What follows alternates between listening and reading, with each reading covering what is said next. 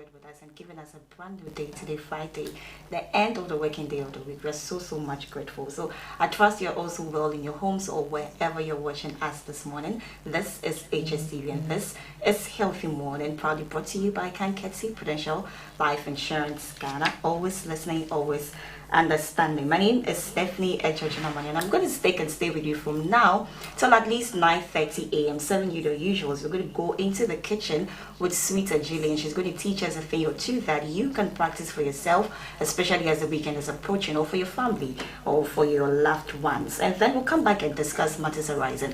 A lot of issues emanating in the news, and paramount amongst them is the president who has been speaking. According to him, Ghana's economic recovery is paramount. That is why there is a need, or there was a need, for us to get to the IMF for that loan to stabilize our economy, which we have started negotiations and await the end of the second quarter of the next year, 2023. And he's also been saying that most of his policies in his manifesto have been implemented, and amongst them is the free SHS policy, and then the one district, one family factory policy, and then the planting for food and jobs policy as well. But talking about policies that have been implemented, according to the president, just yesterday NAPCO trainees went on a protest at the Independence Square, and they were talking about how they are doubting this Youth Start program that has started up for them to equip themselves with some skills and some knowledge, and then have businesses established for them. However, they think that this is not going to happen, because the 700 Ghana cedis monthly allowance that has to be paid for them for a period of 10 months has not been given to them. So how come that 50,000 Ghana cedis, 10,000 Ghana cedis, or any amount of money promised to them under the Youth Start program will be given to them if that 700 Ghana cedis for every month has not even been paid to them for a period of 10 months? So they've been talking about it, and yesterday at the Independence Square, the Deputy Chief of Staff received them and addressed them, assuring them that in as much as he did not know when or how that their responses are going to be addressed, definitely there is going to be a response for them.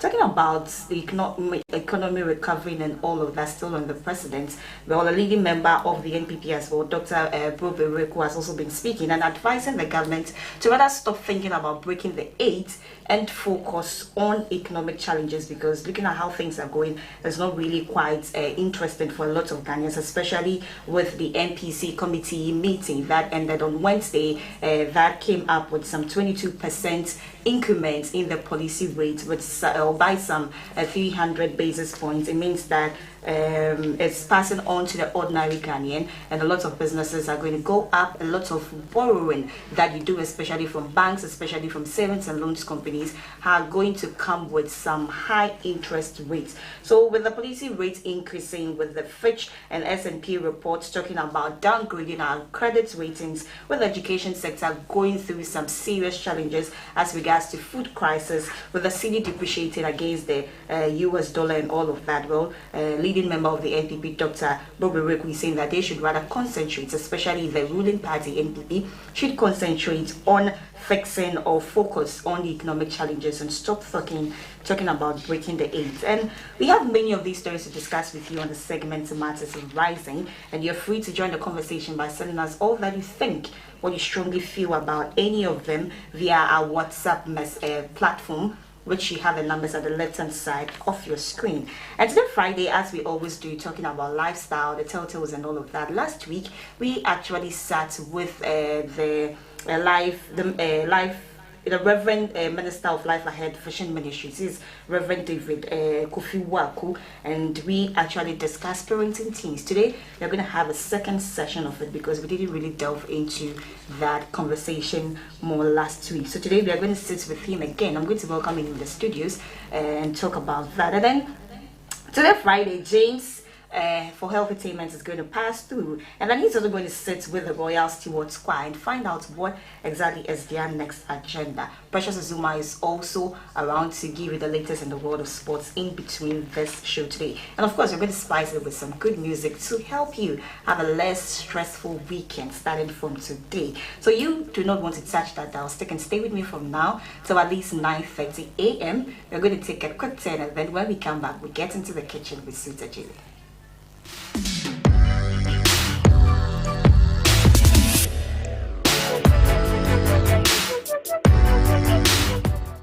Would you like to own a home? start a business, provide seed money, or a good education for your children? The Pro Wealth Plan answers all of life's questions. This is Ekwa 9. She wants to be an engineer in future. Her parents, Mr. and Mrs. Hammond, plan to give her the best education but don't want to be unnecessarily burdened when she's ready for university in 10 years. Do you know how much it will cost Ekwa to go to a local private university or university abroad in the next 10 years? Ekwa's parents have signed up to a Pro Wealth Plan. They pay affordable monthly premiums that ensures they are able to fund Ekwa's university fees and living expenses. When she's ready for university, Prudential will pay the maturity benefit and her parents can enjoy free insurance cover for an additional 5 years. In the unfortunate event that her parents pass away, Prudential will pay over 200% of the sum assured, which is 100% immediately, 10% annually to keep Ekwa in her current school, and 100% at maturity for her chosen university. This means that Prudential Life has guaranteed Ekwa's education regardless of life's uncertainties. The Pro Wealth Plan also covers a spouse or partner up to the same sum assured. With over 26 million customers, 24,000 employees globally, and over 170 years experience, you and your family can have peace of mind knowing that you are in safe hands. Whatever your financial goals are, the Pro Wealth Plan has the answers to life's questions. Call us today and let Prudential secure your future.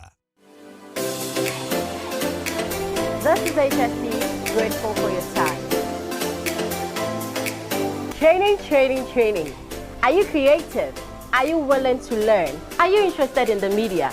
Well, Hstv has an opportunity for you. Get training in camera handling, video editing, motion graphics, program presenting, MCR, sound engineering, news reporting, and casting. In Accra to speak to some commercial drivers. Why don't you call these numbers 054 68 33 724 or 0240 300 507.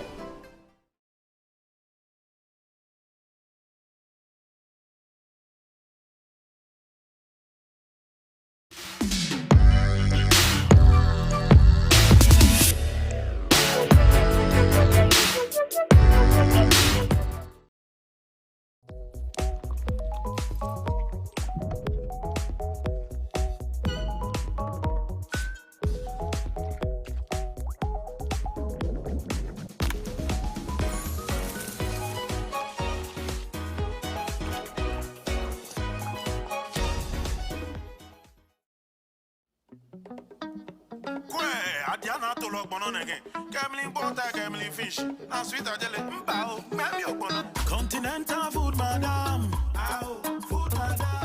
Hello, sweet team. Welcome back to my channel. This is Sweet and Chili. As you can see, I have Sweet Mama right here.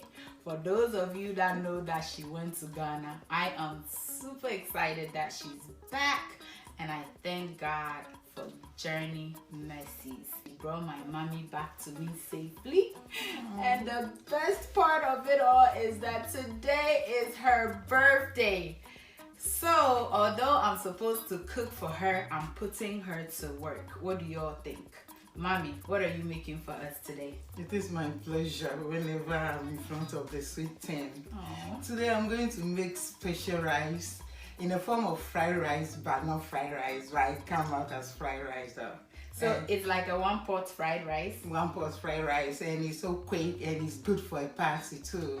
So hers is super delicious, and she's saying that she have a surprise for the sweet team. So we will wait to see what that surprise is. So we're going to get on with it. We're going to get started right away. Mommy, would you like to take us through your ingredients, or should we do it and you say it as we go? Oh, let's just show everything. What you got going on here? I have bell peppers. I have red, gold, green. You see this woman? She's doing the Ghana colors. You see? And she's throwing over here today. All right, mommy, go on. Carrots, spring onions, and red onions. Hot pepper. What type of rice are you using? I'm using the jasmine rice. That's our favorite. That's our favorite. Let's get started. Let's do it. Let's do it. Let's do it. So I have my turkey here with sweet ajili blended spice, and I'm adding onions to it. Ta-da! Sweet ajili's all-purpose seasoning. Yay! So with this sweet ajili season, it's all you need. You don't need anything because it's for all purpose, and that's all you need to season your turkey or your chicken or your fish. And I'll add a little salt to taste.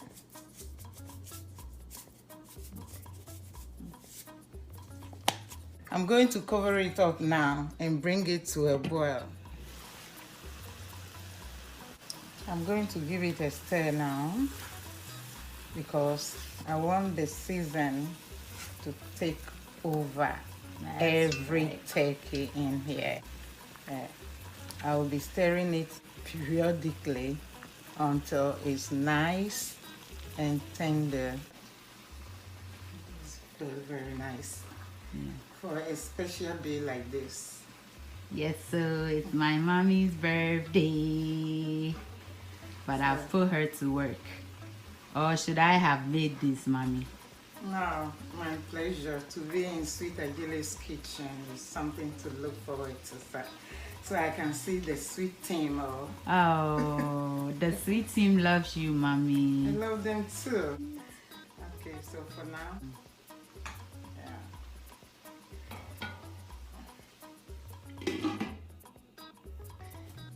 let's check on our turkey now. Oh my God, this looks so good. I'm going to turn off the stove now because my turkey is well cooked and tender. So I'm not going to get the turkey out. I'm going to fry it, but you can also bake it.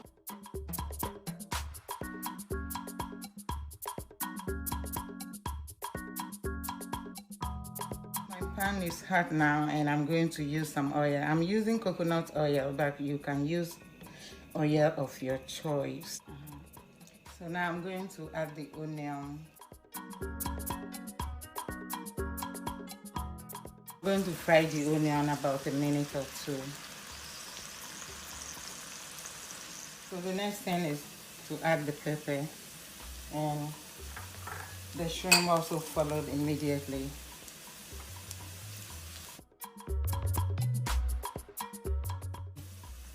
This is tomato paste. Okay. So, mommy, for people that does not really eat shrimps because they are allergic to it, what can they use? If you don't like shrimps, I can say the mushroom And powder chicken. and also chicken powder can also give you the taste that you're looking for. Okay. So there are so many things on the Sweet Ajili channel that you can take a glance at and you will get what you want. That's right. Mommy is advertising. Oh, do y'all see that? I'm going to add a little water into it, but I'm going to use the stock. Okay. Some of the stock to, like, you know. Loosen it up. Yeah.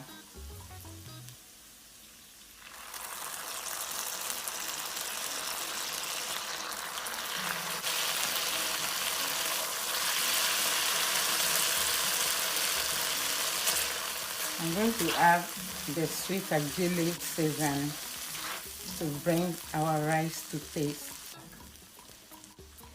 So, the Sweet Ajili all-purpose. Adding a little water to it.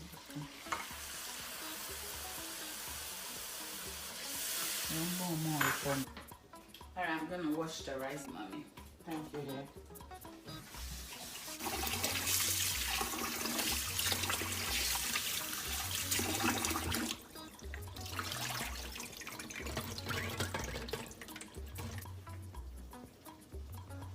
Alright.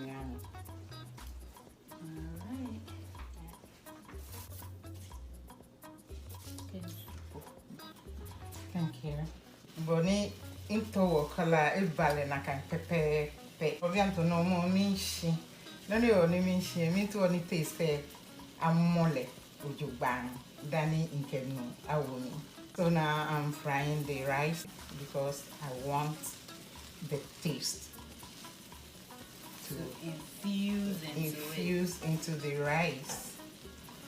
So now I'm getting to the part where I have to add water now because Koronani Oshini is born Chinsemin Tetemo back when I say him Sanokeno Awumi.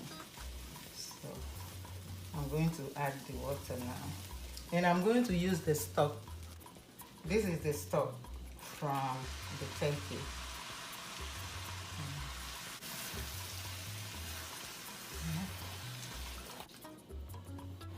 Yeah, because of the stock, I wanted to give it a taste.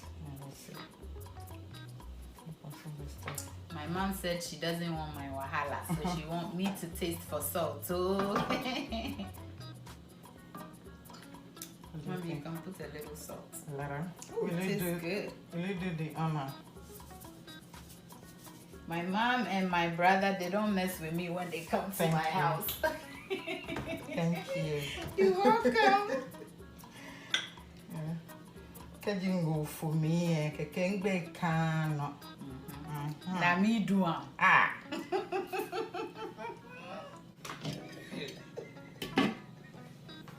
Let's check our rice, mommy.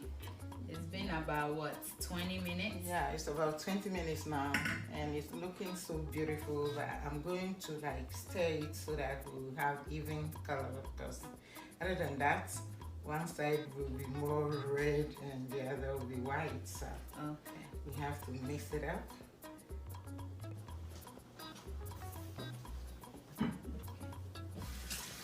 I'm going to put the carrots in now, and I'll cover it because it's the hardest among the vegetables. Then what the rest of the vegetables after. So for now, I'm covering it to allow the steam to continue the cooking. Alright. So we'll be right back. So now I'm going to start frying the turkey. My oil is hot now, so.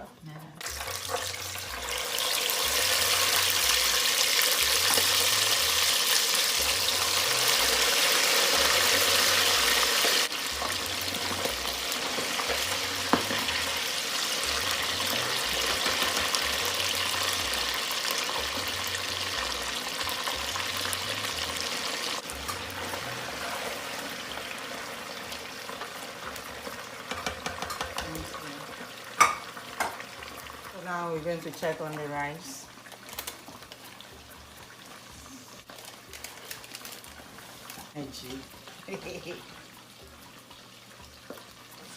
It looks good. It's So beautiful. this is almost like jollof's cousin. Yeah. One pot fry. Thank you. Adiana to look on again. Gambling water, gambling fish. And sweet jelly. Continental food, madam. Food, madam. International food captain. We'll show you how to make pizza, jollof, banku and okra soup, sushi and pastries. All this and more. Sweet jelly. Go go, go go, go sweet jelly.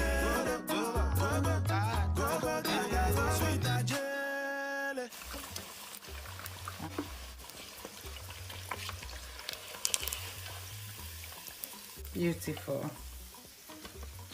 Yeah, for dente.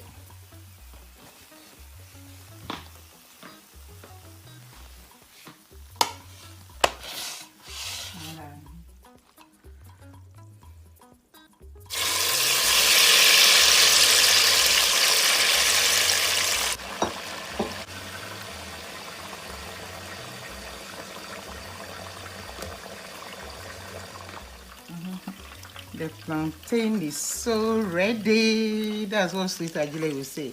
It's ready.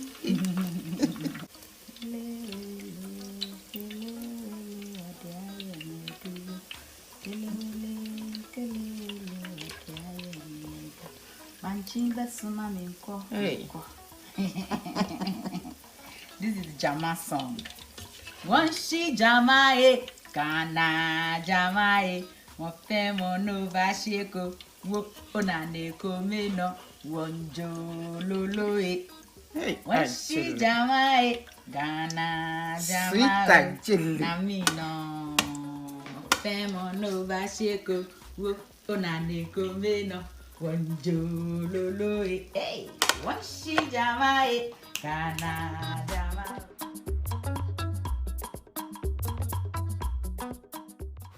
This is beautiful. It's ready. Yeah, so now we're going to garnish it. Okay. And it's healthy. All the veggies.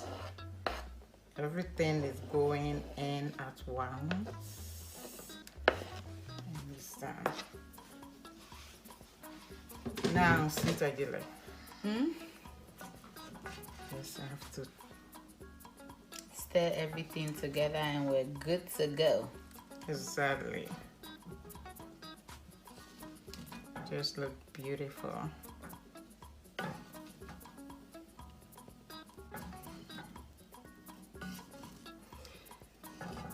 We'll invite Mofemo to come and celebrate this birthday with us. I'm going to cover it and turn off the fire until I'm ready to serve. Tan, tan, tan, tan, tan, tan. It is ready. Birthday.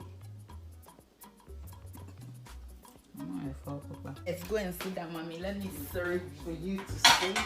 Let me serve you, beautiful.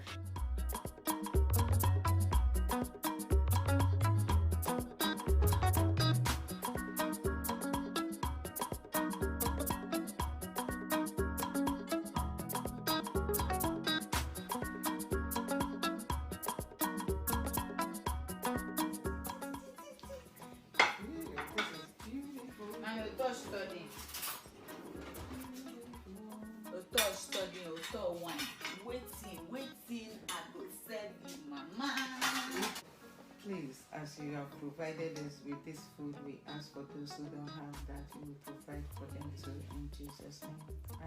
Amen. Amen. Cheers. We have our Sobolo. oh, the pepper inside that sobolo is burning my throat. That's just what we need. So, bon appetit. Bon appetit.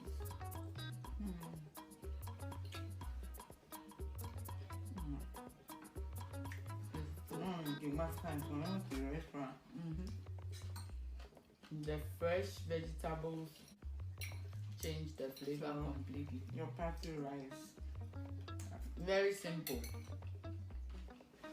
The veggies are still very crunchy.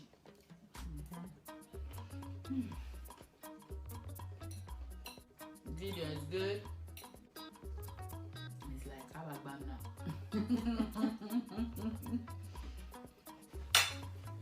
All right, y'all. As we sit here enjoying, we are just super duper thankful. We just want to appreciate you all for spending my mom's birthday with us. It is the holiday season. Please be safe out there. Wear your mask, social distance, so we can hurry on up and get rid of this virus so we can be free one more time. I am just super thankful that my mom is still here with me, and God have added yet another year to her beautiful age, and I am very, very thankful. Like, I can't even say how thankful I am. And I used her today. I should have been cooking for her, but I made her cook. But I love her food, and I will do anything to keep eating her food.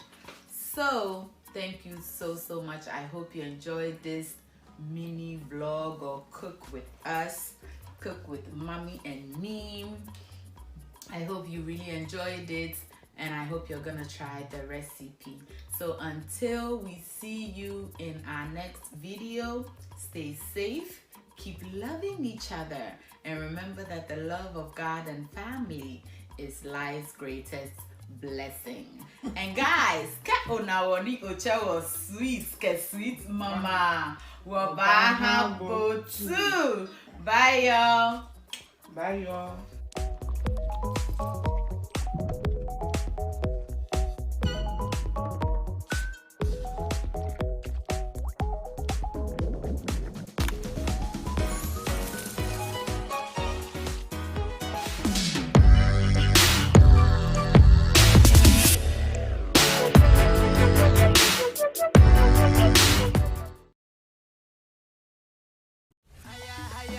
For life is for life. Just buy Storm, Puma, or Awake drinks. Test the first 4 numbers on the bottle to star 780 hash or buy Awake drinking water. Test the last 4 numbers of the team your prize with the winning bottle. This advert is FDA approved.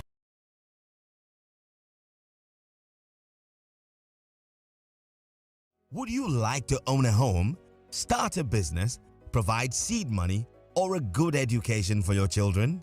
The Pro Wealth Plan answers all of life's questions. This is Ekwa Nai. She wants to be an engineer in future. Her parents, Mr. and Mrs. Hammond, plan to give her the best education but don't want to be unnecessarily burdened when she's ready for university in 10 years. Do you know how much it will cost Ekwa to go to a local private university or university abroad in the next 10 years? Ekwa's parents have signed up to a Pro Wealth Plan. They pay affordable monthly premiums that ensures they are able to fund Ekwa's university fees and living expenses. When she's ready for university, Prudential will pay the maturity benefit and her parents can enjoy free insurance cover for an additional 5 years. In the unfortunate event that her parents pass away, Prudential will pay over 200% of the sum assured, which is 100% immediately, 10% annually to keep Ekwa in her current school, and 100% at maturity for her chosen university. This means that Prudential Life has guaranteed Ekwa's education regardless of life's uncertainties. The Pro Wealth Plan also covers a spouse or partner up to the same sum assured. With over 26 million customers, 24,000 employees globally, and over 170 years experience, you and your family can have peace of mind knowing that you are in safe hands. Whatever your financial goals are, the Pro Wealth Plan has the answers to life's questions. Call us today and let Prudential secure your future.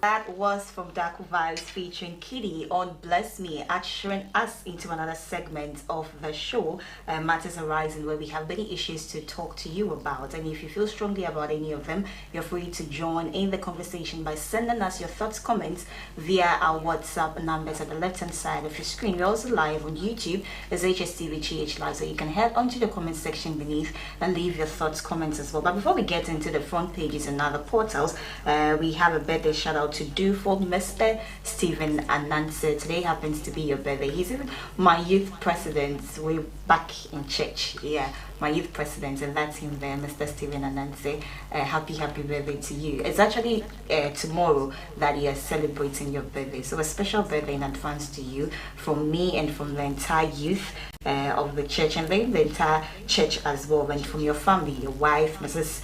Catherine Anansi, and your beautiful kids. We're all saying that God bless you so much in all your endeavors, and whatever that you have on your heart, may God grant all of them for you. So we wish you a happy birthday with many years, with beautiful memories. So blessed birthday to you wherever you are. And if there's a party on Sunday, let us know. Please cut cake so that we'll all enjoy on Sunday after church. Now youth meeting every day, youth meeting Tobo, and then cut cake. Why?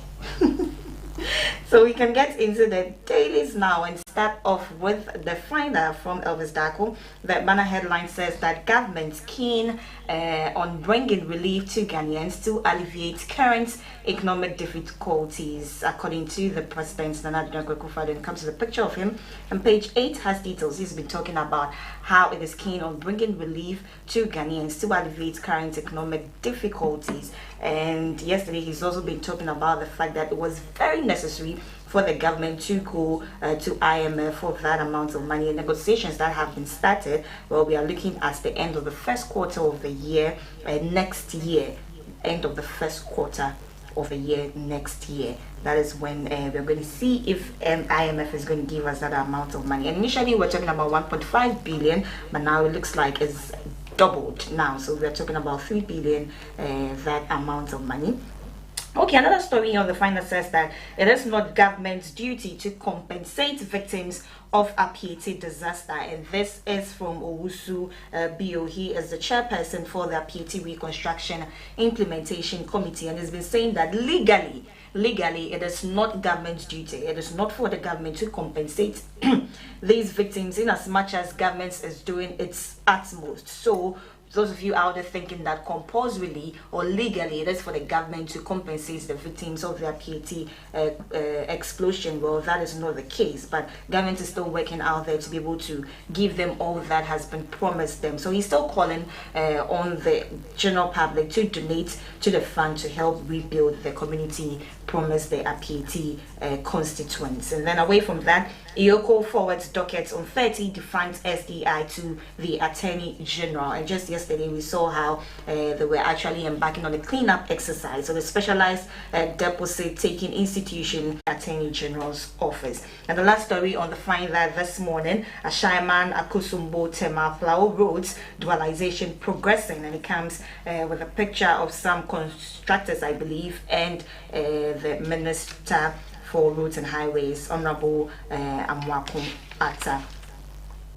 We'll now get into the front page of the Daily Dispatch, and the banner headlines comes with a picture of the President and his vice, His Excellency Nana Dankwa Akufo-Addo and His Excellency Dr. Mahamudu Bawumia. And the story says that during COVID-19, government focused on saving lives at great fiscal costs. Bawumia pages 2 has the paper in the Daily Dispatch, and at these times where election is soon, in the next 2 years, we are going to expect these and many more, telling us what they did, telling us what they used monies for, and all of that. So those of you out there judging the government that it has misplaced priorities or it has misused funds, well, this is coming from them, telling us one basic thing that they did during COVID-19, that government focused on saving lives at great fiscal cost. That is our money. That is our money. Okay, another story here says that Nigeria's forex crisis, Emirates to suspend flights to Nigeria.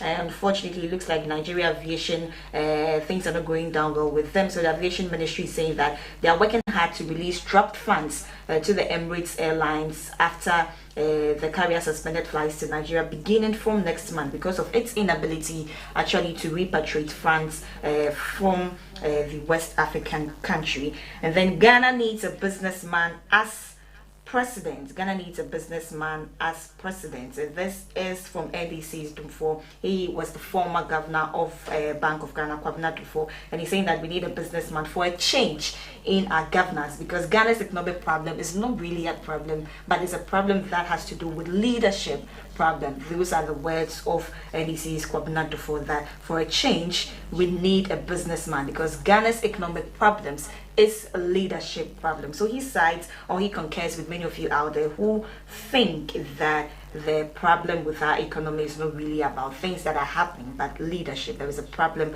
from the top.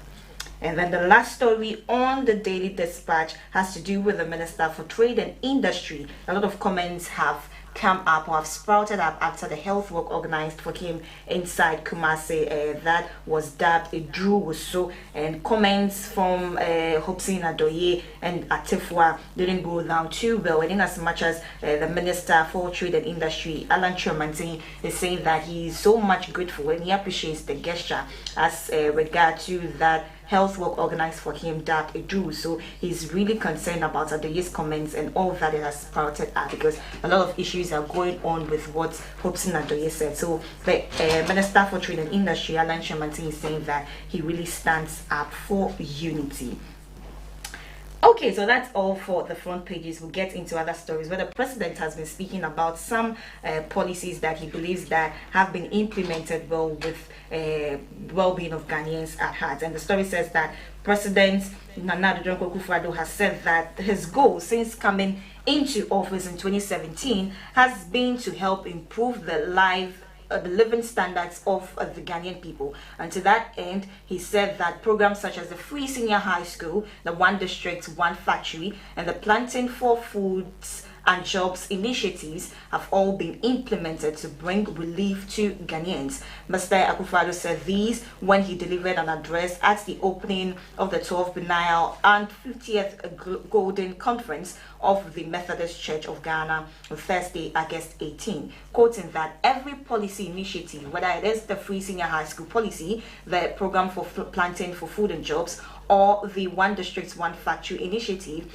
has been implemented with the well-being of the Ghanaians at heart. He further noted that, however, that before the onset of the COVID-19 pandemic, Ghana had one of the fastest growing economies, not just in Africa, but across the world. However, the ravages of the pandemic, worsened by the effects of the Russia's invasion of Ukraine, have led to spiraling freight charges, rising fuel costs, high food prices, and then steep inflationary spikes and widespread business failures. I'm fully aware that these are very difficult times for us in Ghana, such as they are for most people in the world, cold comfort as that may be. One of the ways towards bringing the economy back on track, the president said, is the approach to the IMF, which he described as an important step.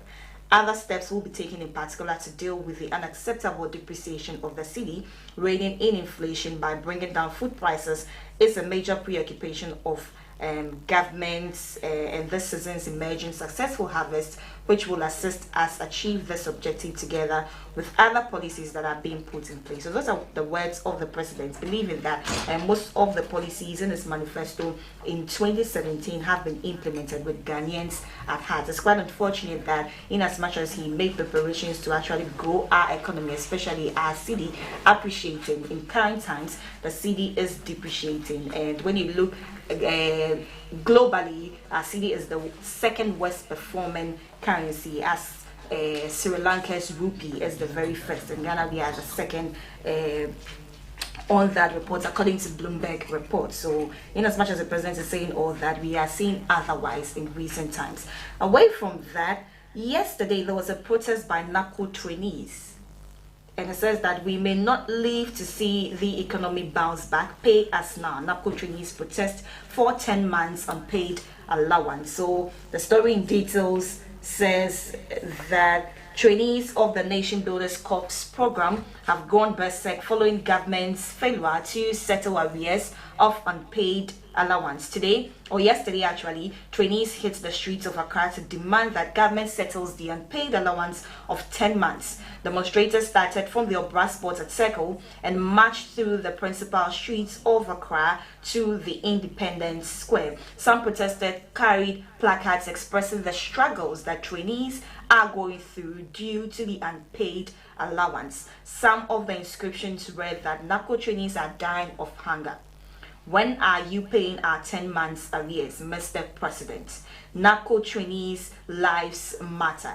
And another inscription on one of the placards says that we may not live to see the economy bounce back. These are the grievances of NAPCO trainees that took to the streets yesterday, starting from the Obra Sports and passing through the streets to the Independence Square, with many inscriptions on many placards reading that NAPCO trainees are dying of hunger. When are you paying us a 10-month salary, Mr. President? NAPCO trainees' lives matters, and then we may not live to see the economy bounce back. The story continues to say that at the Independence Square, the leadership of the trainees made it clear that they will not move until officials of government avail themselves to receive their petition to address their issue. As already announced by the government, the Nation Builders Corps program will actually end on September 1, 2022, in a few days.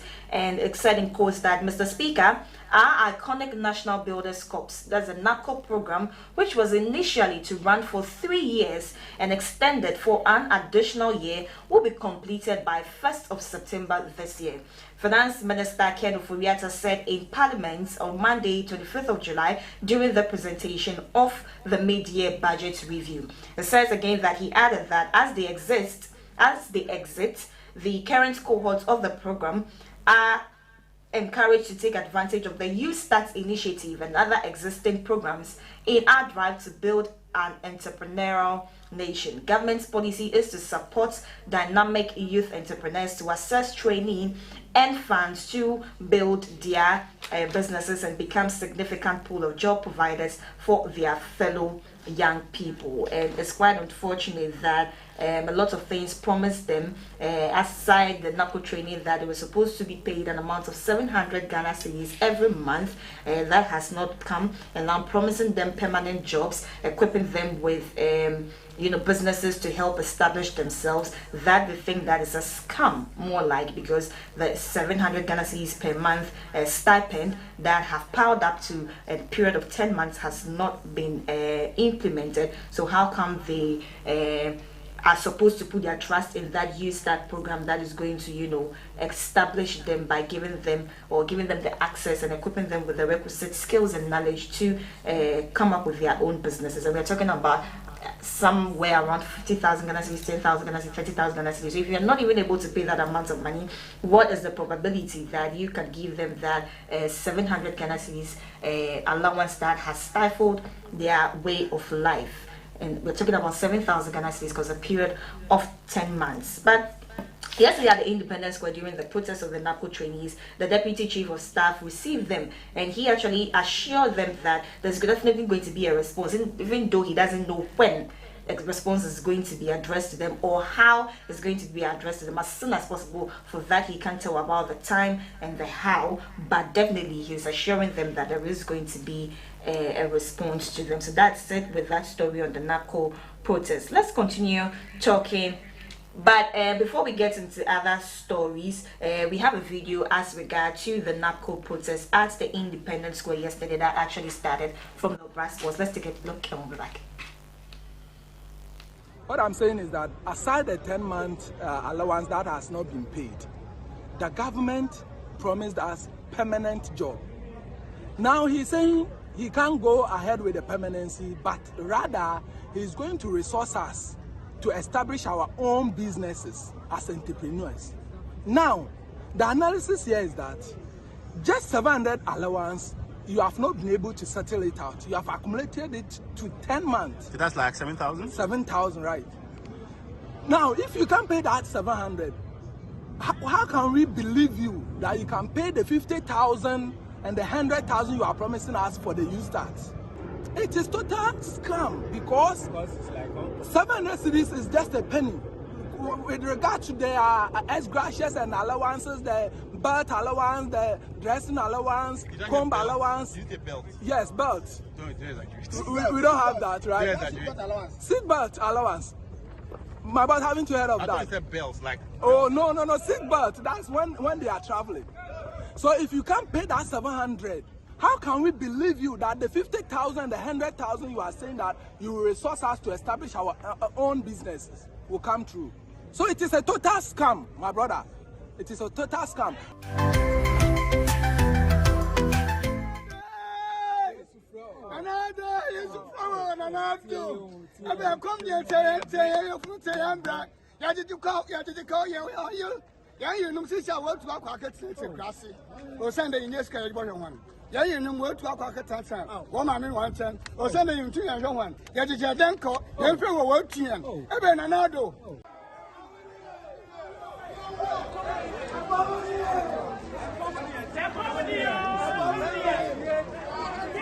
Relax.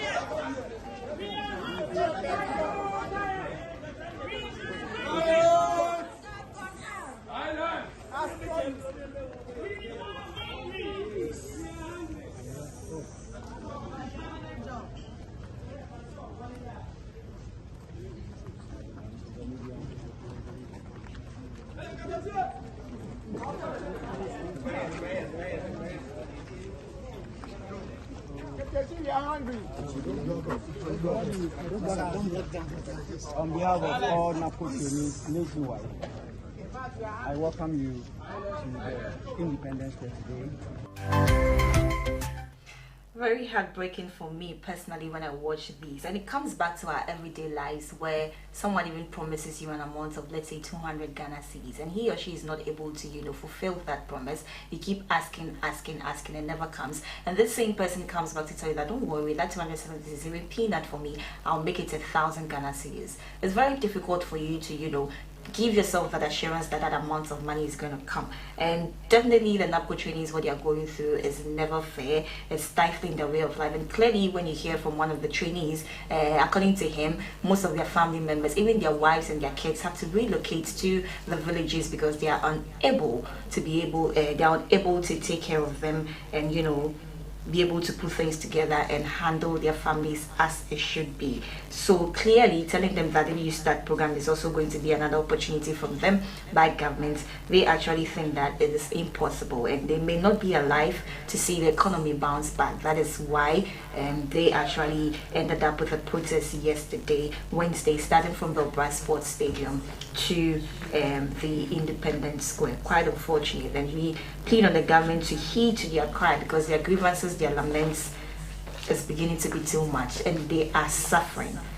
10 months allowance not being paid is unfair, very much unfair to them.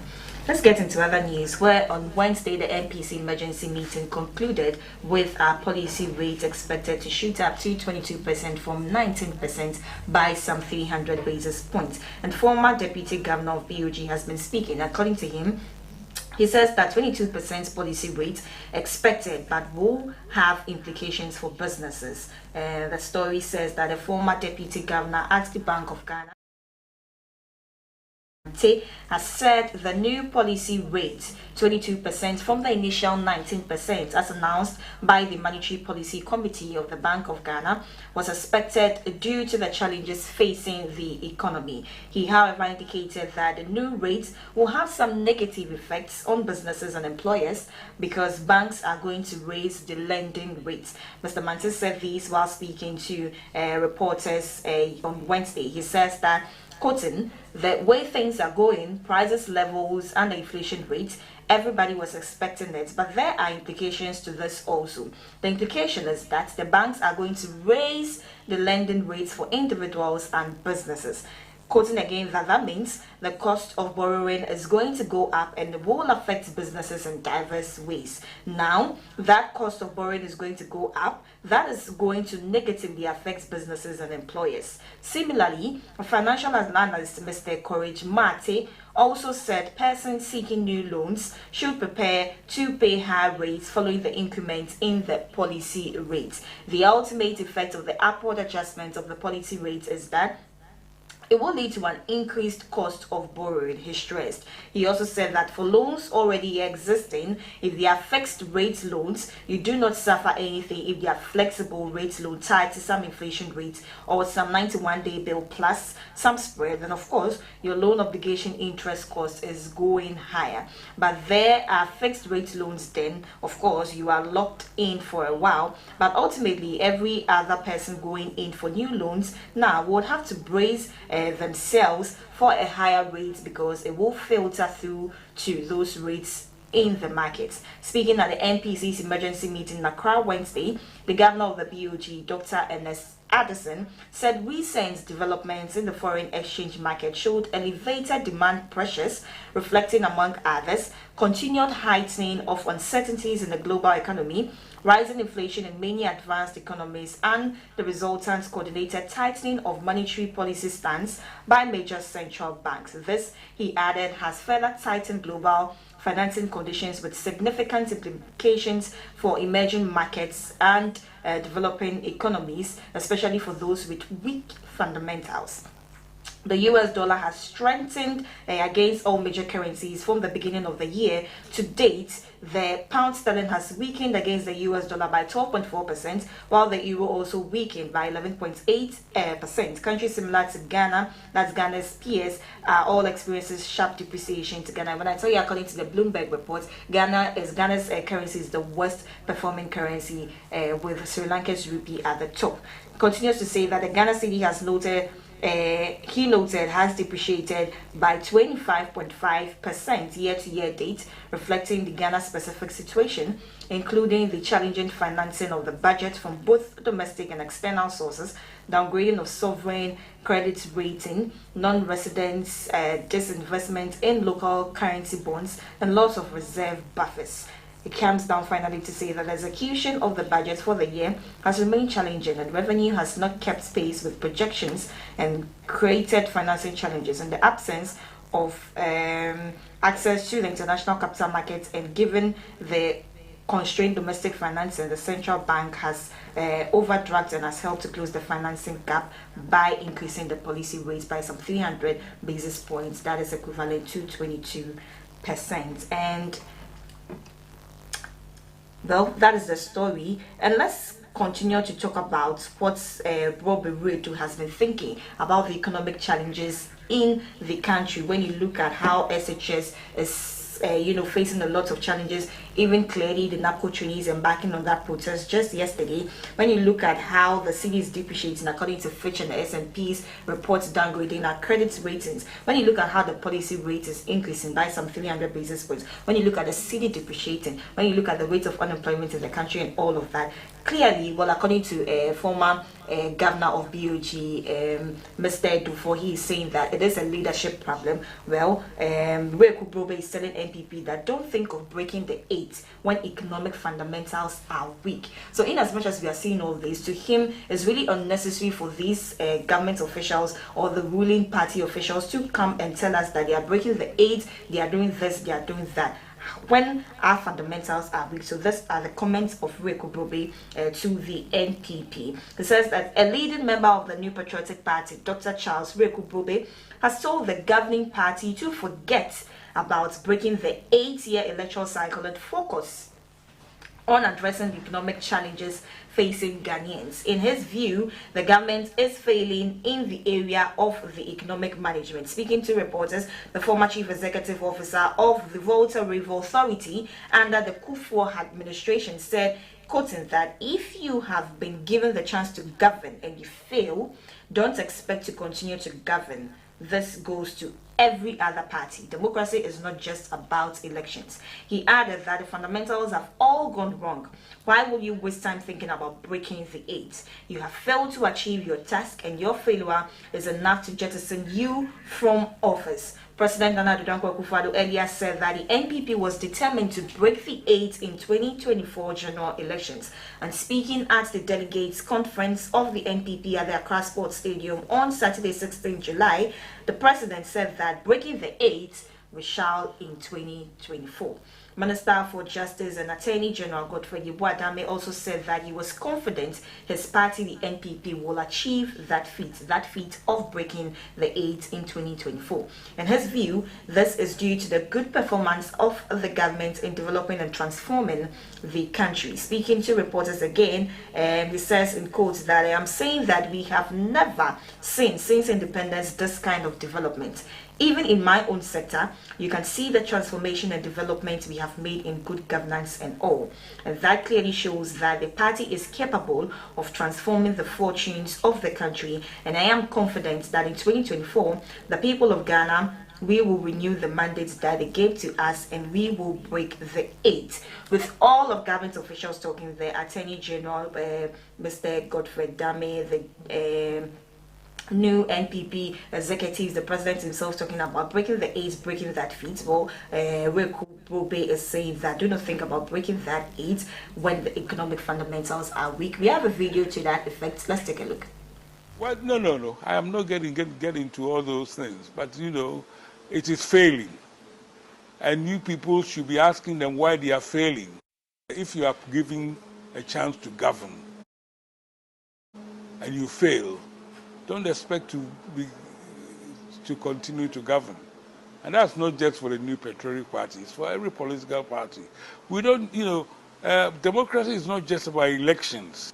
You elect so that people can govern, so that they can improve the people's welfare. But if you've been an abject failure, where we have a situation where, quote unquote, the fundamentals have all gone wrong, why would you actually be wasting so much time talking about beyond or breaking the age. You know, you have not achieved your task, and the failure to achieve your task is enough to jettison you from office. You think the finance minister should... Well, no. I am not getting into all those things, but you know, it is failing, and you people should be asking them why they are failing. So those were the comments of Mr. Reku Brobe cautioning the NPP and even other political parties to focus on the fundamentals because they are so weak, and stop talking about breaking the eight. Let's get into other news where the tenants union threatens to embark on a demonstration. The story says that the Tenants Union of Ghana has threatened to demonstrate over the government's failure to decisively resolve the housing crisis. According to the Secretary General of the Union, Mr. Frederick Opoku, successive governments have paid lip service to reducing the huge deficits in the housing sector. He made these comments in an interview, and he claims that about 18 million Ghanaians living in the country do not have a roof over their heads as a result of their inability to afford the ever-increasing rent charges. The NPP government in its 2020 manifesto promised to establish the National Housing and Mortgage Finance Scheme to address both the housing supply and demand side financing challenges. He says in quote that by the close of this year 2022, we ought to do one powerful demonstration in this country for the government to know that it can never take the people for a ride. The Housing Minister Francis Asenso-Boakye should step up the game, and that he has brought in to fix that situation. So this is actually a threat for a demonstration or a strike action by the Tenants Union of Ghana. In as much as they are not giving us the exact date, according to them, there is going to be a demonstration this year, by the close of this year, because they are oughting to do one powerful demonstration in the country for the government to know that it can never take them for a ride. And they're also urging the Housing Minister Francis Asenso-Boakye to step up his game, because I said the demonstration and okay, so that's it with the Tenants Union threatening the government on an impending demonstration. Let's get into a very last story for this segment, Matters Arise, and that has to do with the Vice President, who has been addressing the issue of ghost names in recent times. And he gave out to us a number of about 148,000 ghost names after there was a biometric audit with the Ghana card by the Controller and the Accountant General's department. And the issue is about seeing, currently the issue is now about seeing triple identities. So he's been asking sarcastically if we have ghosts who are twins and triplets, because it's like when you, after the audits, you see names that are appearing or recurring twice and thrice. So the story says that I've heard of ghost workers, but never heard of ghosts who are twins or triplets. And that is former Vice President Dr. Mahamudu Bawumia. And the story says that Vice President Dr. Mahamudu Bawumia has expressed shock at the extent of identity fraud that has been uncovered on government payroll following a biometric audit with the Ghana card by the Controller and Accountant General Department. Addressing internal auditors at the 2022 conference in Accra earlier this week, Vice President Bawumia revealed that the audit discovered about 148,000 workers on government payroll whose identities did not match any Ghana card, as well as about 533 people who were discovered to have triple identities and possibly 3 accounts on government payroll. Suspicious and non-existent workers drawing salaries on government payroll are popularly labeled ghost workers. And addressing the case of those with triple identities, Dr. Bawumia sarcastically wondered whether triplet ghosts exist. He says in quotes that I have heard of ghost workers, but never heard of ghosts who are twins or triplets, amidst laughter by the audience. That is a new one, but we will get to the bottom of the corruption with ghost workers on our payroll. Expressing concern about identity fraud on government payroll, Vice President Mahamudu Bawumia said the canker is draining government coffers. He, however, remained optimistic that the Ghana card, which has been the bedrock of a robust identity system Ghana is building, will eventually deal with the situation and other forms of identity fraud and discrepancies. Already, the Ghana card has uncovered about 14,000 ghost names on the payroll of the National Service Scheme after a biometric audit. And with all that is going on as regards to the ghost names of about 140,000 coming up after a biometric audit with the Ghana card by the Controller and Accountant General Department, it's quite clear, it's crystal clear why the president or the vice president keeps saying that he would choose the Ghana card or prefer the Ghana card over 1,000 interchanges in the country. So these are the stories we have for you. You are free to join us. It's still interactive via our WhatsApp numbers at the left-hand side of the screen. We're also live on YouTube, active on all our socials. On YouTube is HSTV GH Live. So you can get onto the comment section on YouTube and leave us your thoughts, comments. So we're going to take a quick 10. Precious Zuma is next with sports in minutes, and then we'll come back and I'm going to welcome and sit with the Reverend David Kofi Waku of Life Ahead Ministries and have a conversation about parenting teens, the second session of that. And then James is also going to sit with the Royal Stewards Choir and find out what's next on the agenda. Of course, we'll spice it with some good music to help you have a less stressful weekend from now. So we're going to take a quick 10. Precious Zuma is next with sports in minutes.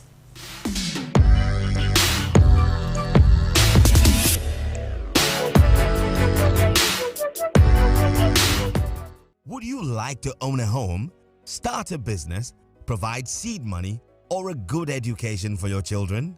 The Pro Wealth Plan answers all of life's questions. This is Ekwa 9. She wants to be an engineer in future. Her parents, Mr. and Mrs. Hammond, plan to give her the best education but don't want to be unnecessarily burdened when she's ready for university in 10 years. Do you know how much it will cost Ekwa to go to a local private university or university abroad in the next 10 years?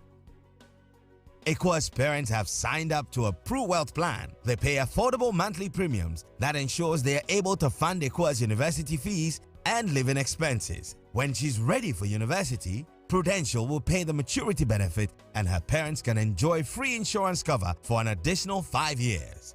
In the unfortunate event that her parents pass away, Prudential will pay over 200% of the sum assured, which is 100% immediately, 10% annually to keep Ekwa in her current school, and 100% at maturity for her chosen university.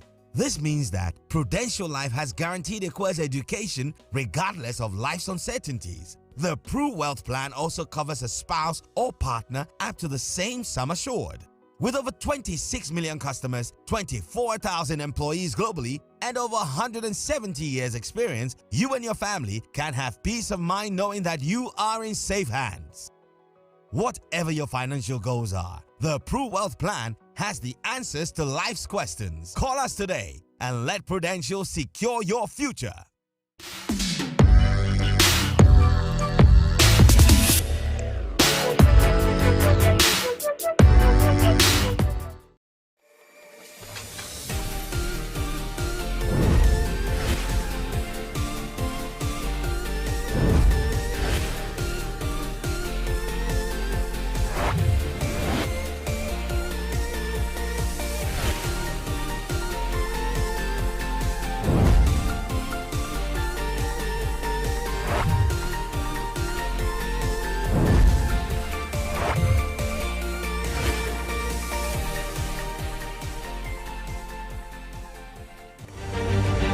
Goodness me, have you ever seen anything like that in your life? Hey, Gus Mansour is looking towards the referee. Yes, just. The bounce off the underside of the bar, grabbed the right side of the line.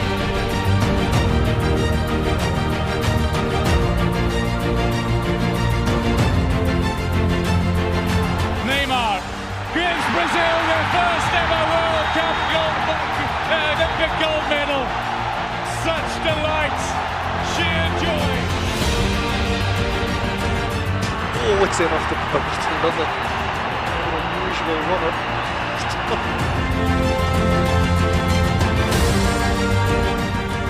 In front. He missed it.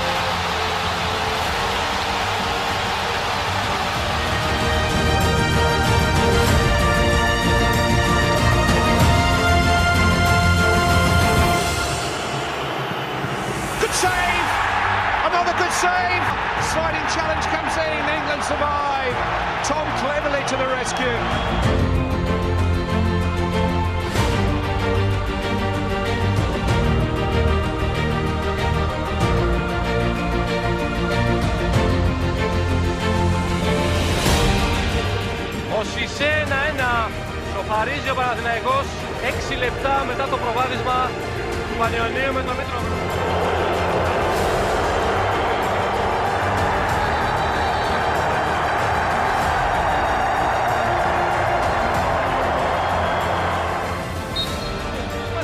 Galințar ratează penaltiul! 65.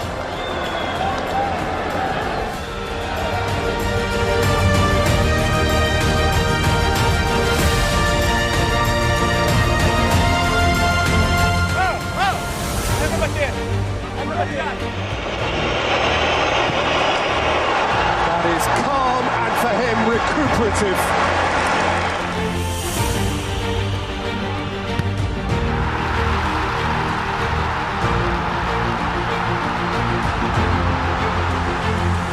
That's the chance to win the Champions League for Chelsea. And it's a chance that has passed him by. In the final seconds here. Oh no. What has he done there? Ademola Lookman. It is a golden opportunity that he has squandered. The Irish players ended up on the ground. Here it is. O'Shea kicks it away, look.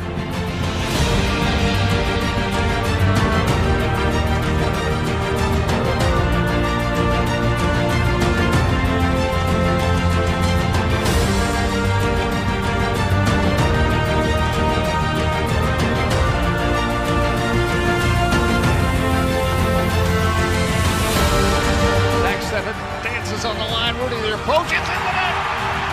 It's in the net!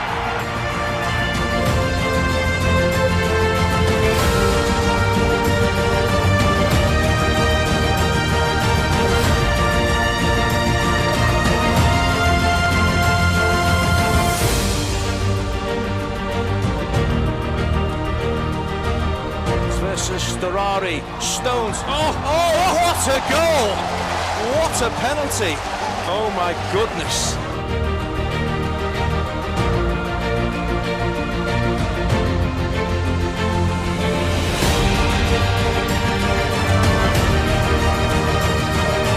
The line, ready.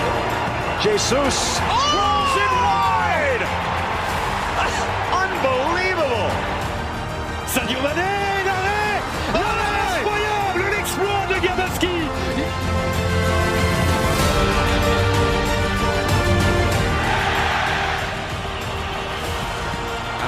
Saved by Bravo. Joe Moutinho, and Bravo saves again.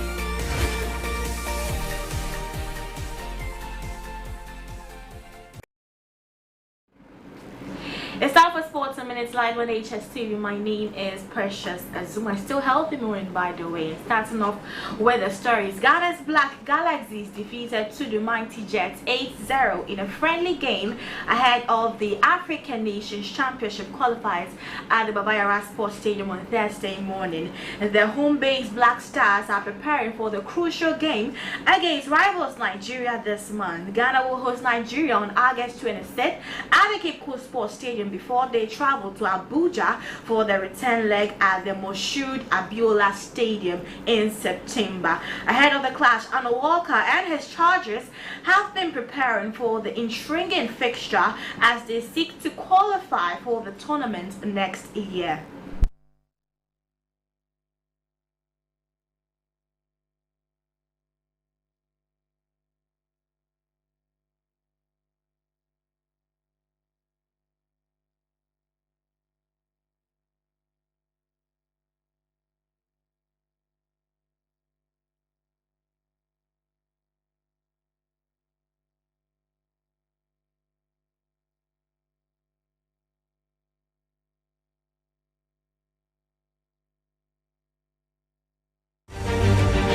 Goodness me, have you ever seen anything like that in your life.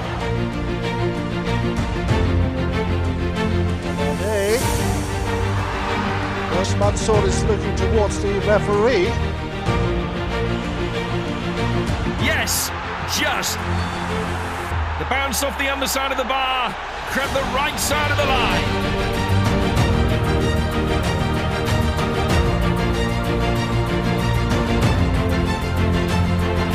Neymar gives Brazil their first ever World Cup Olympic gold medal.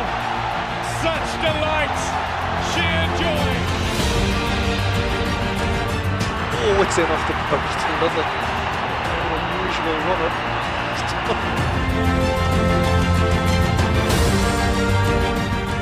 In front.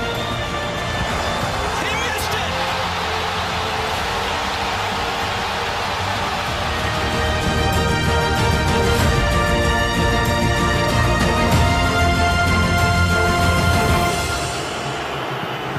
Good save!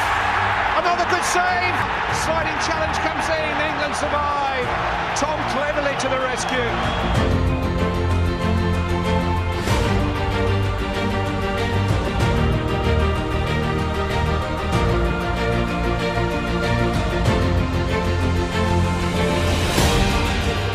Ο Σισέ 1-1, σοφαρίζει ο Παναθηναϊκός 6 λεπτά μετά το προβάδισμα του Πανιωνίου με τον Μήτρο.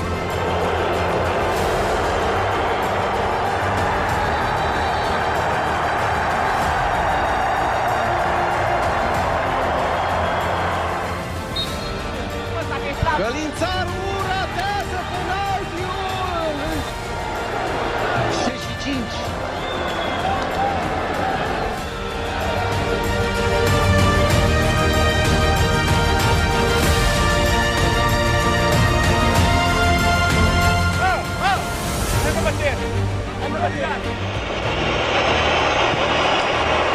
That is calm and for him recuperative.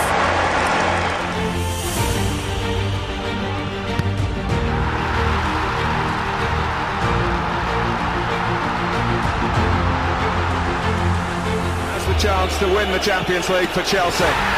And it's a chance that has passed him by. In the final seconds here. Oh no. What has he done there? Ademola Lookman. It is a golden opportunity that he has squandered. The Irish players ended up on the ground. Here it is. O'Shea kicks it away, look.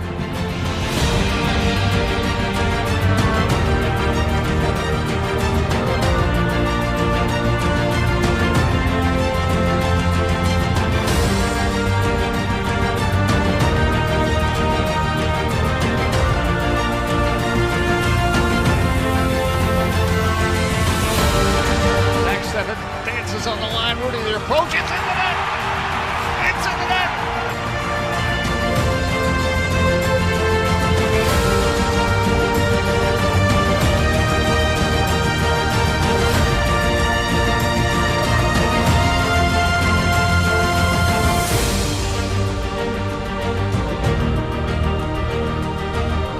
Versus Storari, Stones, oh, what a goal! What a penalty! Oh my goodness!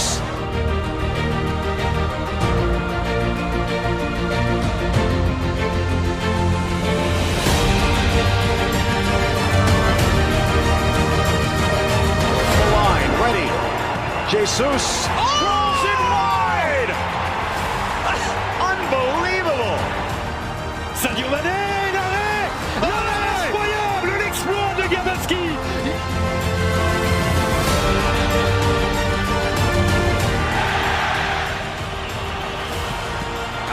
Saved by Bravo. Joe Moutinho, and Bravo saves again.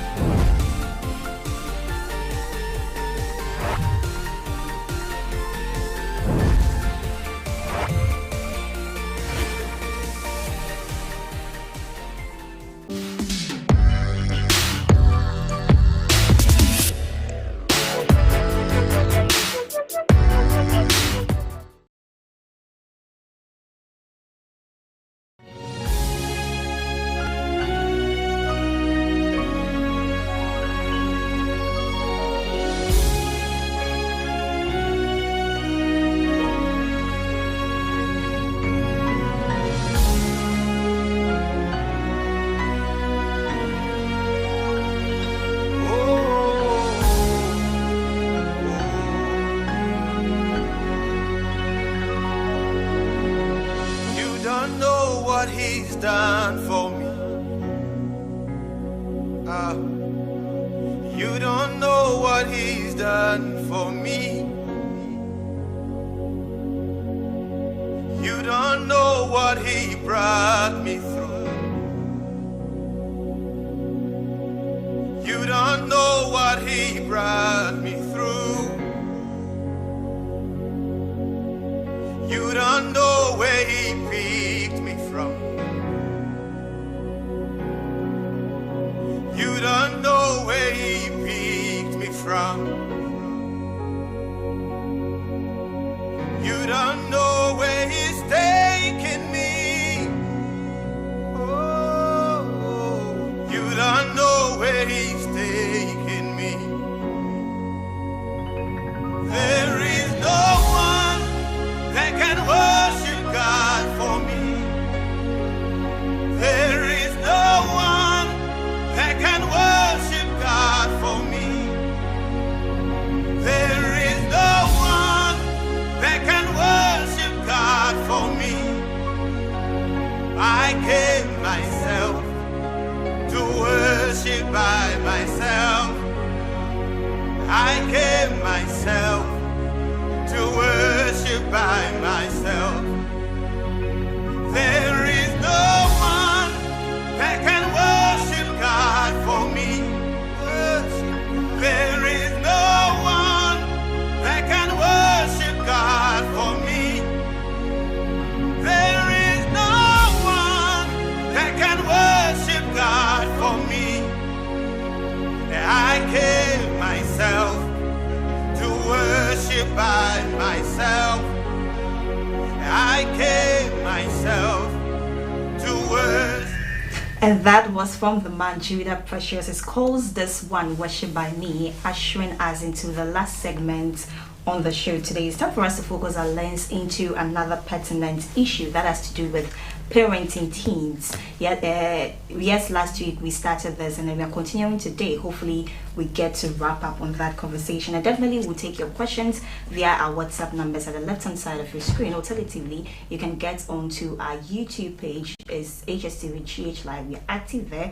You can get onto the comment section beneath and leave your thoughts, comments as well. Alternatively, again, we'll open up the phone line so you can call in and ask questions that you have as regard to parenting teens. So stay with me as I speak with a known face in the studio who is next to me from Life Ahead Vision Ministries, Reverend David Kofi Walker. Good morning to you, sir. Good morning, my dear. How are you? I'm fine, thank you. How are you today? God's grace, I'm very good. How has the week been for you? The week has been very busy week. I've tried to take one thing at a time. Okay.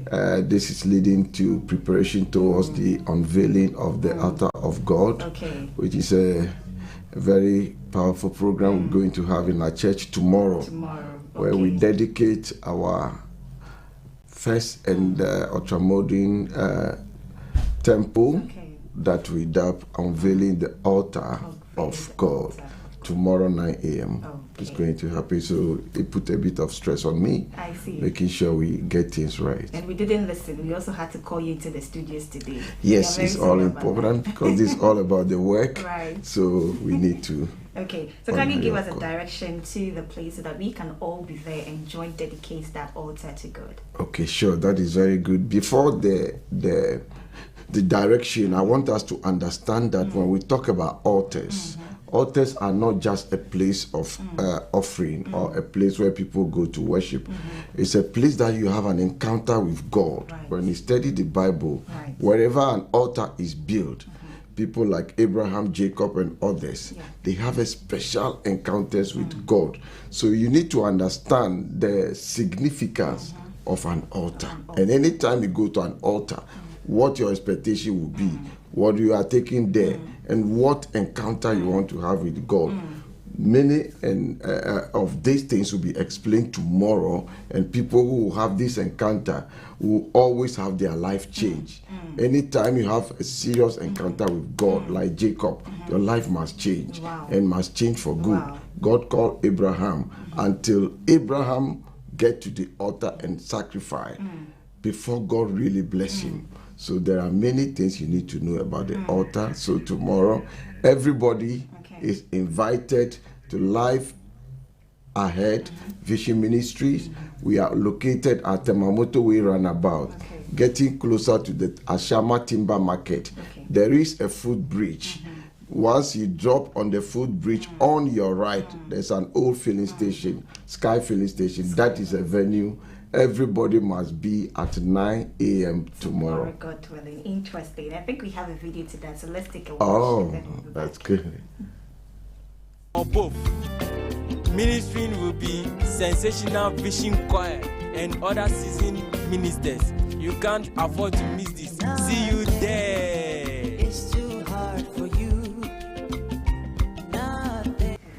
Wow, interesting. So that's the video to Yes, that. yes, so that's all the road video. leads to that premise, God willing, tomorrow, 20th of August at 9 a.m. But the dress code is white. White. Yeah. I was saying with a touch of something. I think A touch of gold. A touch of gold. Or green. Interesting. Oh, wow. Yes, gold or Any green. special reason a touch Yeah, of that's green? our colors. Gold, gold represent wealth and green life. So these are our amazing colors. Wow. And especially about me, anything I can green imagine. is a color. And the fact that you are helping us to understand the significance of the altar, then I'm thinking that personally you concur with the president's vision of building a national cathedral for the nation. This Another conversation. Another conversation. Interesting. Let's get into our conversation for today, parenting teens, where we started last week, and we are hoping that we wrap up today. And we want to talk about some keys to handling difficult teenagers, because we are trying to believe that challenging circumstances is when we ought to focus and fix.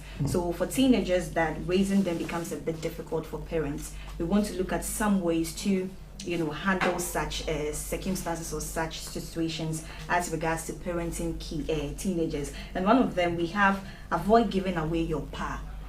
On whose side of the power are we talking about? Is it the parent or the teen? Rev? Okay, so I want us to lay the foundation this way before we get detail into this. Parenting is I look at it from three main perspectives. Parenting can be done by science, by act, and what I will call faith. Faith, that is, yes, I'll explain. By an act, people are born naturally very good in parenting. They don't even need any education. They don't need anything. They are very good parents. Oh, so you mean art, A-R-T? Sure. Okay. Yes. Art. So by such makeup, by such personality, you don't even need anything much. No matter how difficult the person is, these are parents who can handle their teens, their children, or any other people, no matter how difficult. So these are born abilities. People are cut out for that, and it's a special gift people might have. If I talk about science, science in the sense that science, the basis of science is a propounding of theories or principles to guide people do things in a right, tested way. So science are some of the things we are going to learn now. Guide you, tell you this thing, somebody has worked on it, it works, so you try to go by that and get it right. The other one, which are called by faith or by your spiritual belief systems, which I am a Christian, and I believe the Bible is so powerful. The Bible the Word of God can change anybody at any time at His will. So if we come beyond control of science and act, God comes in and take charge of the situation and changes. So it is good to pray for your children at all times. At all times, parents must pray for their children. It is very important. Even before your first one come, begin to pray for that. So God take charge of the child and help you to guide, because the Bible says, train a child in a way he will go, so that when he grow, he will not depart from that. Do you understand? So now you talk about the first science we are going to talk about. So we are going with the science aspect. These are tested and proven ways of guiding children. So you are saying that as a parent, you don't easily give away your power. Your power as a parent. As a parent, yes. You are talking about parents. Don't give away. You are a parent. You must have control over your children. You must have that power as the leader of the house. Okay. The man is the head of the house, is the leader, and the mother is the deputy head. It comes like that with other children. Yeah. And that power structure must be realized by every child in the house. So when it becomes critical and the father speak, fine now. You don't come and tell me this is my right, whatever. If it is not abusive or if it is not against any rules or laws, yes. If it is to help, put your feet down. What you are wearing is not good. Where you are going is not good. What you want to do, it is not good. As a family, we don't agree on it. So don't do that. Do you understand? So the power must be established. Let children know they are children until they become a man or woman of themselves and they don't directly rule.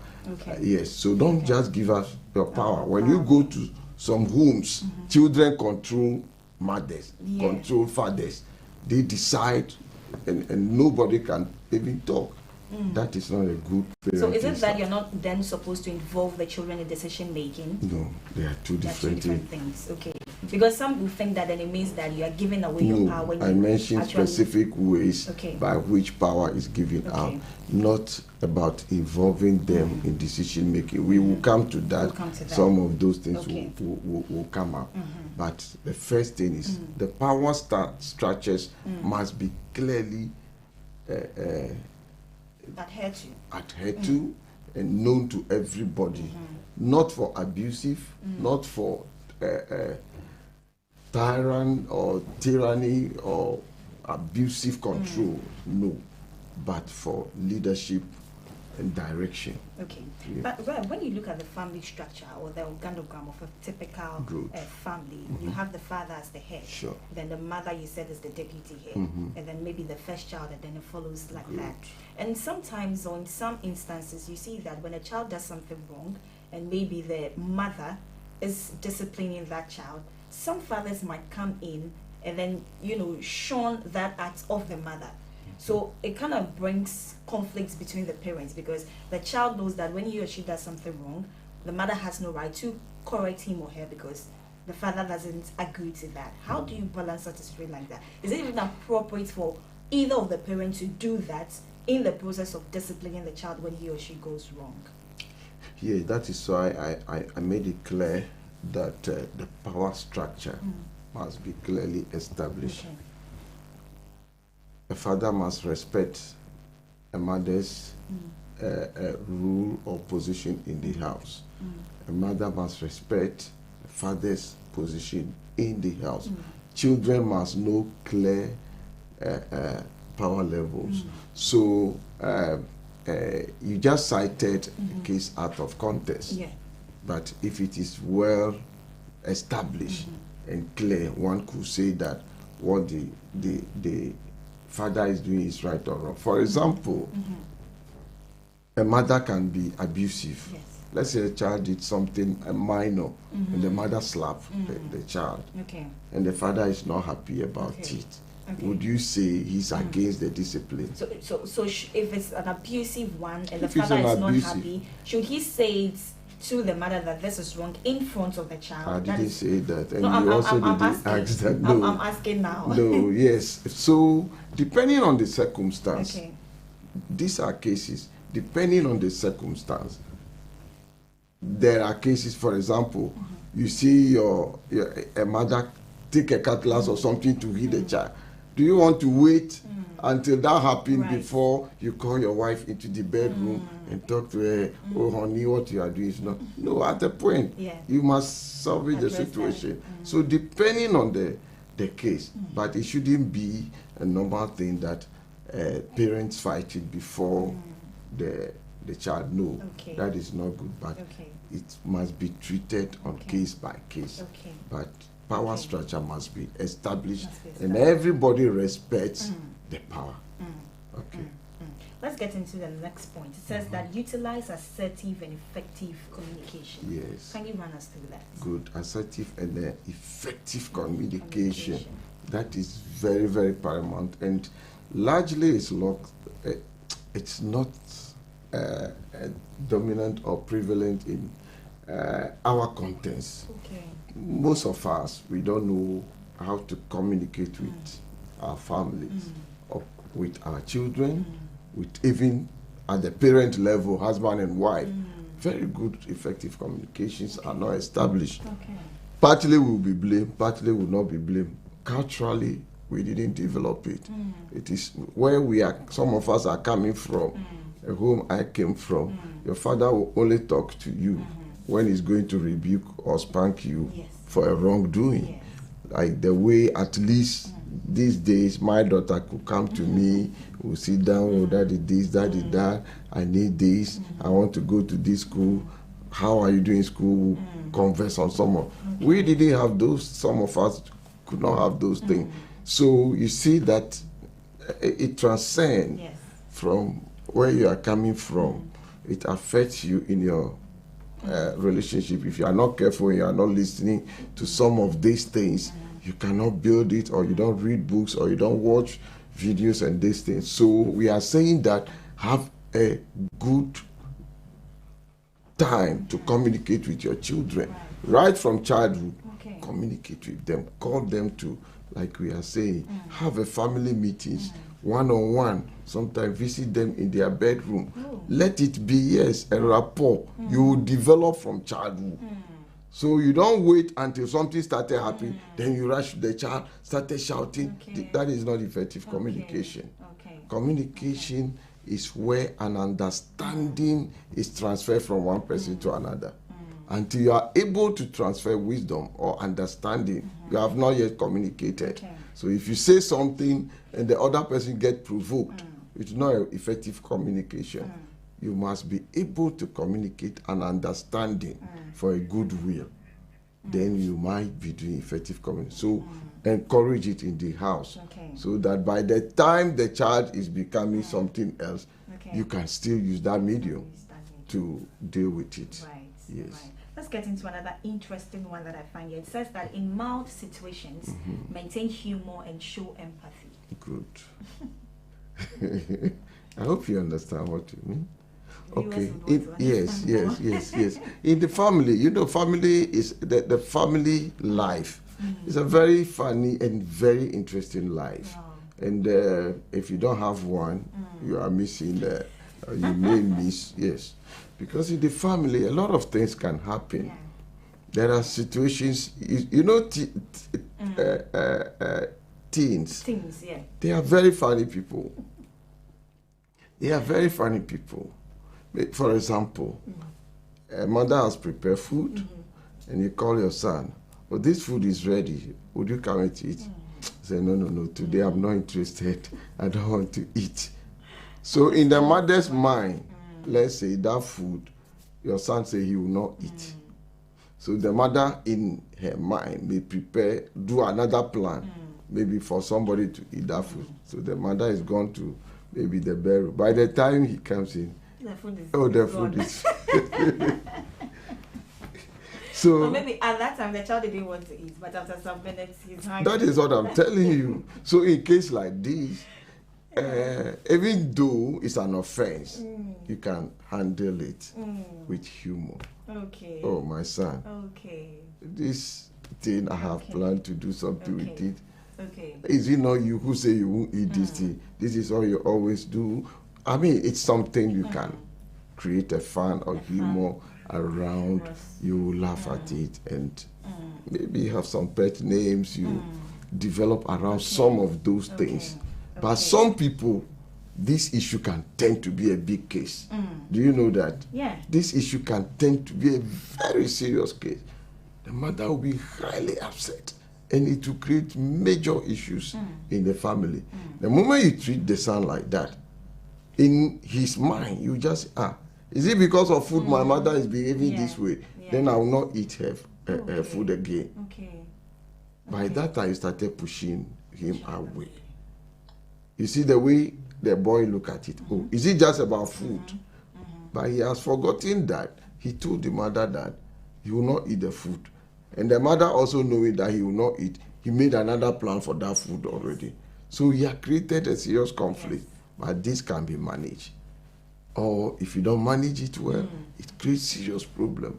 So these are petty things that can create. But I'm just looking at the balancing aspect that how do you balance the whole thing? Because when you keep being humorous about these situations, don't you think that it's going to breed a formed character in the child where he or she knows that once he does something wrong, the mother is going to, you know, see it as a mild situation and just look at it in a funny lens, through a funny lens, and then... No, when you go to your list, we'll get to other offenses. Okay. So that's why we were specific. You said mild.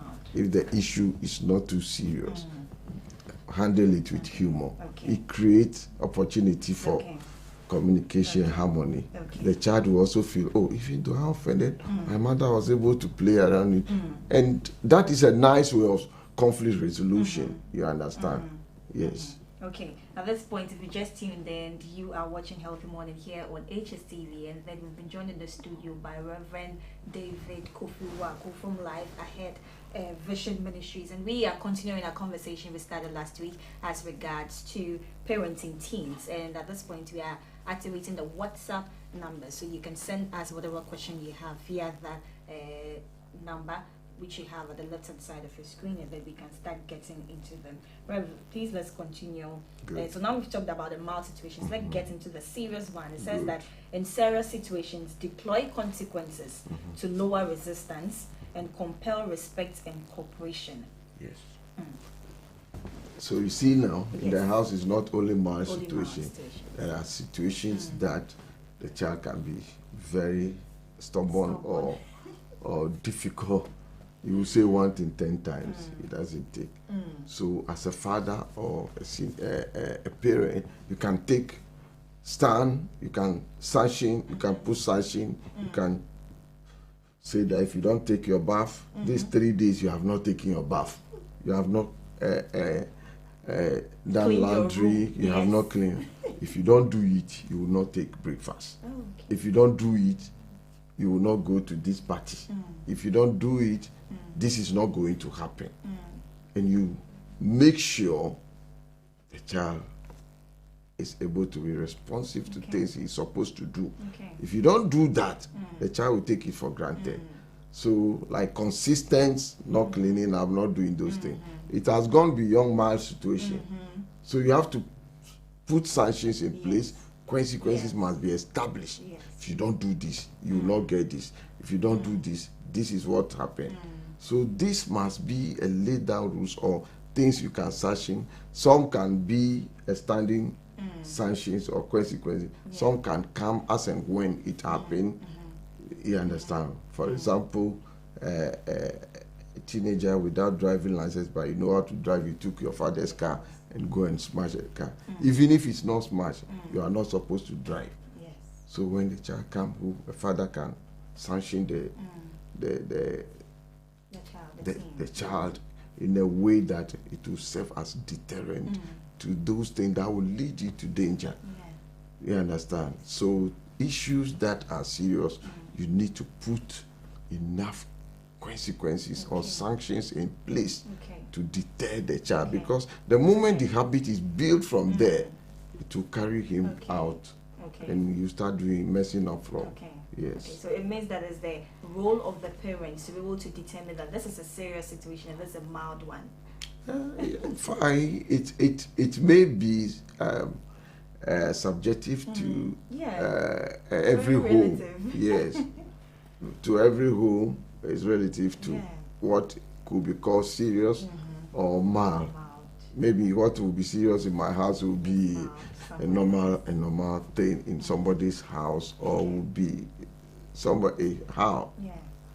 Like we are saying, food can be a serious case in somebody's house, but in another house is not a serious. For you to reject the food and go back again is very serious. It can be a serious case. It can be a serious case in somebody's house. So all these things we must do it with an intent to help, but not to harm.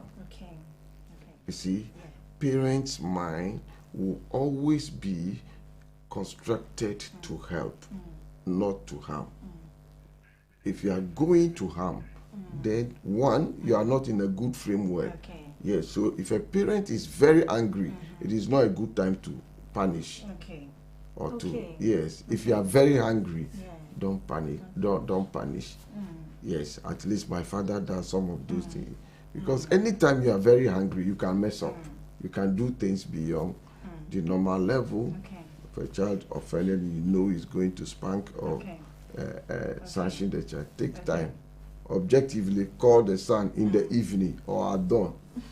You have done A, B, C, D. This is the consequences. This is the punishment I'm going to give you. And I have gone through several of that in my childhood.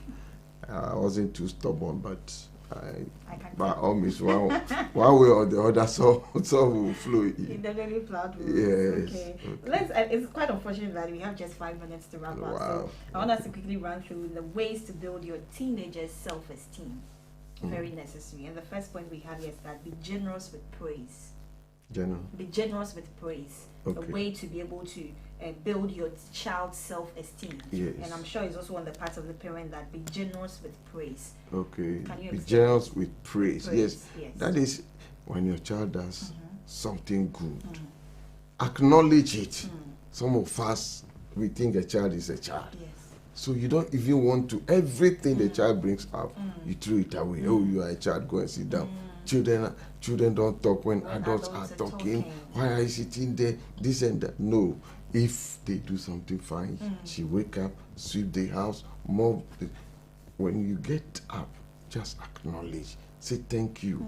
You have done well. Keep it up. Tomorrow, when you do this, I'll take you for holiday. I'll do this for you. Just encourage them. Once they are doing well, encourage them. They may come out with views, ideas. In you, as a man or as a parent, you know this thing will not work. But don't just throw it away. Sometimes manage their expectations.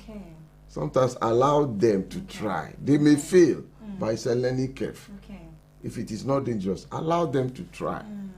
They may fail. Then you use the opportunity to teach them.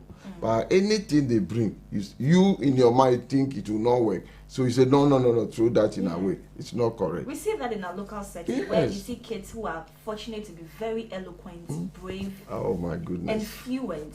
And you hear ignorant parents say, "NFO, we are pennies and crowd." That's in my church. And then it just makes the child fall back into the. It is a big problem. Maybe you guys need to follow me. One of my strongest area is teaching about talent.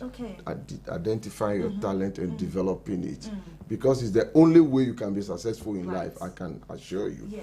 Talent is the only thing that can. I strongly concur. Yes, that can take you to the highest level. Many of us are doing things which we will not get anything. The poverty in Africa is because we don't follow our talent, because we follow educational systems that make sure 100 people must pass mathematics before they pursue their talent. So children, yes, like you are mentioning, child that is eloquent, you call the child a penison. By the time the child want to bring whatever in the person, you shun the person down, you kill the spirit. It is very bad attitude. Please, as parents in Africa, Ghana, we must learn how to encourage our children. We must learn how to promote them. We must support them. In my church, that's what we do. Every talent we support. We even promote, support people to contest for pageants and whatever. Because if this is the person's talent, why must we sit on it? We encourage, pray for them, support them in any way. In fact, it's an area, and our prayer is that we'll have our talent university where we will just allow people to develop professional talents and get people to the highest level they can in their life. Interesting. And this point you just explained ticks the box of encouraging youngsters to cultivate their talents and interests. Right. So we'll get into another point. It says that criticize when necessary. But constructively. Exactly. Constructive criticism is very, very important. Constructive criticism. If a child is doing something, you see, generations with whatever they comes with. Much as I will agree that my children may be more knowledgeable or familiar with things like this than me, there are controls as a parent. I can give them on use of these mobile phones. You see, if a child is watching things or always on this, that you know as a parent, you can criticize. This, your time you spend on social media is too much. Take a book and read. Go and do your assignments. Do this, do that. Go to church, pray. Don't spend all your life on this. It may help, but it may also destroy you. So criticism, constructive criticism is very, very important in raising a teen. Yes, because they may come out with several wild ideas and think, fine, they just want to be at the top and know, but you must take some steps to get there. So as a parent, you have gone through a lot of some of those things. So criticize when it's necessary. If it is not necessary, allow them, let them fail. And correct them and guide them. Next time they'll get it better than stopping them at all. Yeah. I want to wrap up and take your last comments on this particular subject about being able as a parent to control your parents' use on social media. I think last night I was surfing the internet and chanced upon a video that was talking about you as a parent, when you ask your child not to do something, but then you as a parent go back to do that. So you tell your child not to spend maybe 10 hours on the phone, but you as a parent do that. Your child ends up emulating your steps. So how are you supposed to balance that? Maybe that will be our last topic to tackle. How do you balance that? Controlling your child not to do something, but you as a parent think that you are old enough to do that. Your child ends up watching you in all that you do and emulating your steps. How do you balance that? Okay, so that is why we talk about education and communications. For example, the work I do, I work more on my phone than anything. So most of the time when you see me on phone, even on social platforms, I'm still working. I'm still working. I wasn't just watching videos or playing or chatting. So if I'm always on phone, it does not necessarily mean I'm wasting time or whatever. So you give that education to the child. You let him or her know what is important about being on phone. If it is something you are doing for your good, go ahead. If the child is reading a book on phone, I don't go and shout that, stop reading a book on phone because it's phone. So as a parent, you must watch. That's why we say constructive criticism. So the child should have opportunity to ask you, Daddy, Mommy, why are you always on phone? Then I will explain to him or her. So the children also have a role in their upbringing. It is not only, in fact, the onus is on everybody to develop himself. That is one thing we should all understand. The parent can do their best. If the child does not cooperate or compliment, it may not work out. So the onus is on the child to be a successful person in life. Because at a point you may depart from your parents and you have your life to live. So the onus, the responsibility, it is more on the child than even the parent. So we should get it very clear. The parents are just giving guide, supporting. So if they are supporting you and you don't cooperate, you are always seeing, oh, your father is doing so many good things. You pick only one, maybe SS, and you want to build your around. That is a bad. So whatever you think your father or your parents are doing, which is not good, talk to your parents, ask questions, bring that effective communication in place, and develop holistically. Yes, this is what I would say. Thank you. Whatever you think your parents are doing that you think is inappropriate, you can go ahead and talk to them, and then it's going to, build an effective communication amongst the family, the parents, and the children at large. Thank you so much, Rev, for joining us today. And that's how we wrap up on the show. My name is Stephanie Georgina Manyana, and I was with Reverend David Kofi Wago from Life Ahead Ministries. And let me remind you that God willing, tomorrow at 9 a.m. all roads lead to the Life Ahead Ministries inside Tema. So these are we wrap up on the show today. Have a good morning, and we'll catch you, God willing, Monday. By myself, you